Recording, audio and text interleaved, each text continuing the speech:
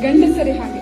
ಗಂಡಸರು ತುಂಬಾ ಕೆಟ್ಟವರು. ಅವರು ತಂದೆಯಾಗಿದ್ದರೆ ದೇವರು, ತಮ್ಮನಾಗಿದ್ದರೆ ಬಲ, ಮಗನಾಗಿದ್ದರೆ ನಂಬಿಕೆ, ಗಂಡನಾಗಿದ್ದರೆ ಒಲವು, ಇನ್ನು ಪ್ರಿಯಕನಾಗಿದ್ದರೆ ಅವನೇ ಬದುಕು. ಗಂಡಸರೇ ಹಾಗೆ.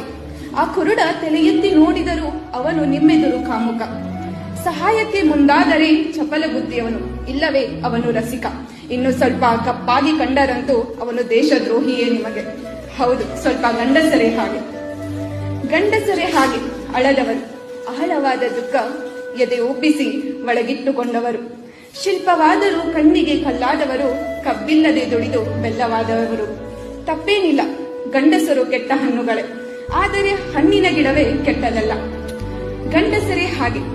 ಜಗದಗಲದ ನೋವನ್ನು ನಗುವಲ್ಲೇ ಮುಚ್ಚಿದವರು, ಯಾರನ್ನೂ ಮೆಚ್ಚಿಸದೆ ಮನೆಗಾಗಿ ಮಾರುವೇಷ ತೊಟ್ಟು ಬಜಾರಿನಲ್ಲಿ ನಗು ಮಾರುವ ಗಂಡಸರೇ ಹಾಗೆ ತುಂಬಾ ಕೆಟ್ಟವರು.